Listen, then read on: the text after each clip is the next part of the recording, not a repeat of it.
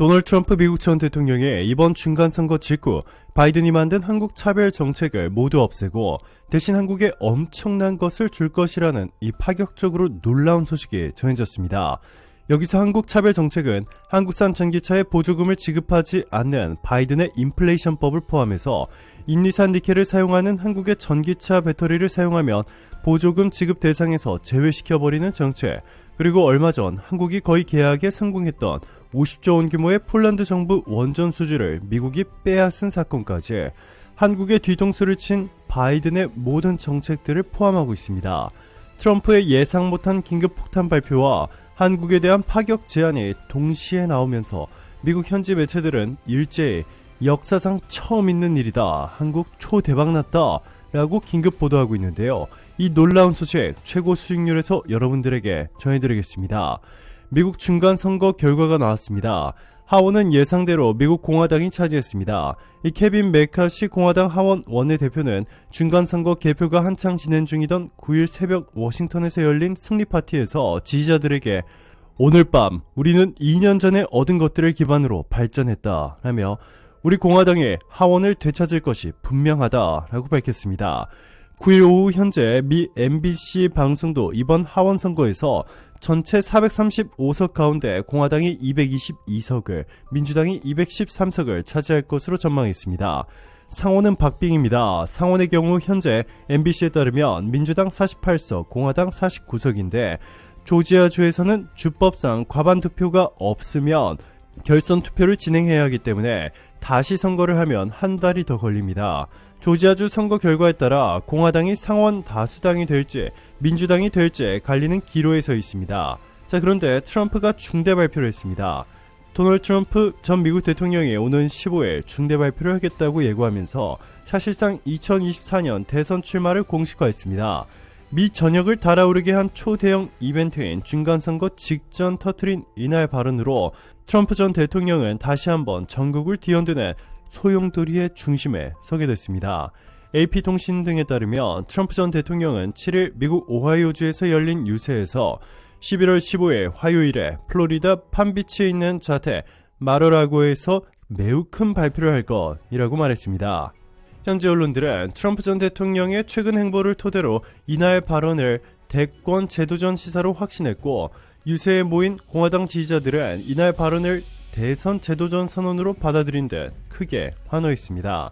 중간선거 전날 밤까지 미 전역에서 마지막 한 표를 호소하던 후보들을 제치고 트럼프 전 대통령이 대선 제도전 발표를 예고하는 이 폭탄 발언을 터뜨리면서 스포트라이트를 가로챘다라고 뉴욕타임스는 평가했습니다. 세계 최고의 부자 일론 머스크도 트럼프를 도왔습니다. 일론 머스크는 자신의 트위터에 권력의 분산은 두 정당에 의한 최악의 과잉을 억제한다 라며 따라서 대통령이 민주당이라는 점을 고려하면 공화당 의회에 투표할 것을 권유한다 라며 대놓고 트럼프를 지지했습니다. 그는 해당 트위터 글에 민주당과 공화당의 강경파 지지자들은 절대 반대편에 투표하지 않기 때문에 이 무당파 유권자들이 실제로 누가 의회를 맡을지 결정하는 사람들이라며 특정 당을 지지하지 않는 이들은 무조건 공화당을 찍으라고 권유한 것입니다.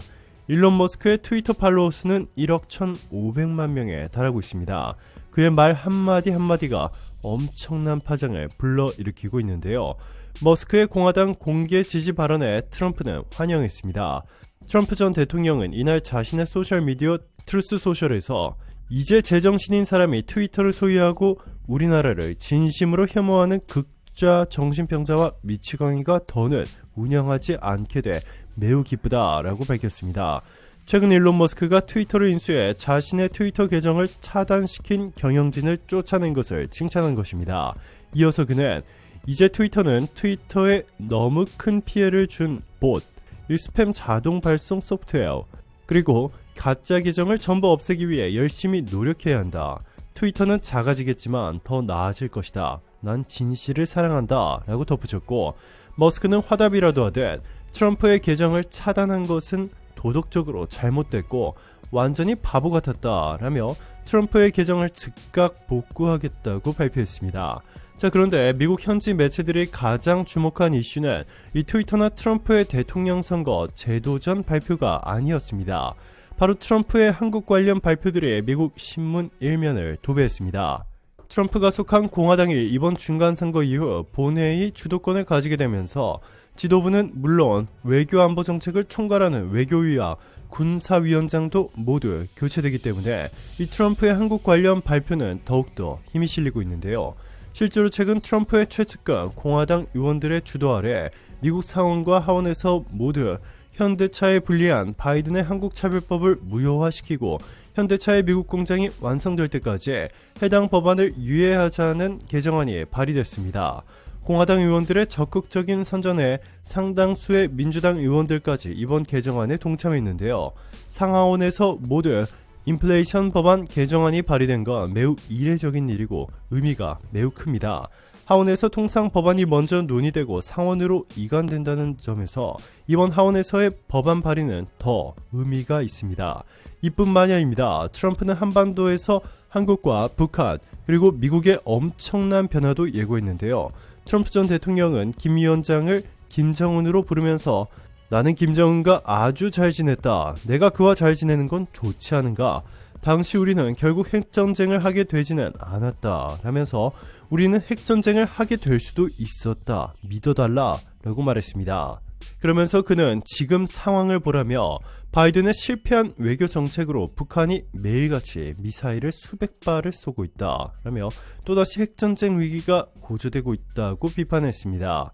그리고 이제 2년도 남지 않은 2024 미국 대통령 선거에서 자신이 승리하면 지난번에 이루지 못했던 남한과 북한의 파격적인 경제 협력 체제 구축 그리고 북한의 파격적인 개방을 이뤄내리라는 뜻을 내비쳤습니다. 실제로 김정은은 트럼프가 대통령이던 당시에 자신의 확실한 신변 보장을 대가로 이 북한의 개방이라는 사상 초유의 과감한 결단을 내리려 했던 것으로 알려졌습니다.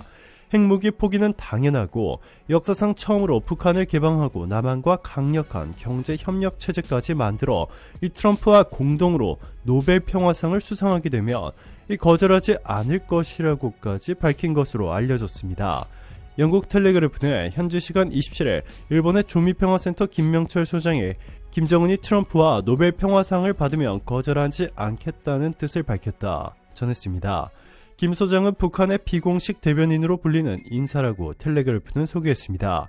일부 전문가들은 오히려 노벨상을 타려는 트럼프가 한반도 이익에 훨씬 부합한다. 바이든은 남한과 북한의 긴장감을 고조시켜 무기를 팔아먹고 한반도에 사드를 추가로 배치하는 것에만 관심이 있다. 한국이 중국에 보복을 당해 경제가 파탄나든 말든 관심이 없다 전했습니다. 이것이 끝이 아닙니다. 트럼프는 자신의 바이든을 몰아내고 백악관에 다시 입성하는 순간 현대차를 비롯한 한국 기업들의 상상도 못한 규모의 지원금과 특별 혜택을 줄 것임을 예고했는데요. 괜한 허풍이 아닙니다. 실제로 트럼프가 대통령이던 시절 현대기아차가 미국에서 앱티브와 5조 원을 투자해 자율주행 합작 법인을 세우자 자신의 트위터에 대대적으로 홍보하며 엄청난 특별 대우로 보답했습니다. 네, 그렇습니다. 트럼프는 미국 우선주의를 외치며 다소 괴팍한 발언들을 서슴지 않고 있지만 적어도 미국에 막대한 투자를 한 기업에 대해서는 그에 합당한 특별 대우를 해주고 있습니다. 앞에서 말만 번지르르하게 해놓고 뒤통수를 치는 바이든과는 완전히 다릅니다. 오늘도 감사합니다. 최고로 멋진 하루 보내시길 바랄게요.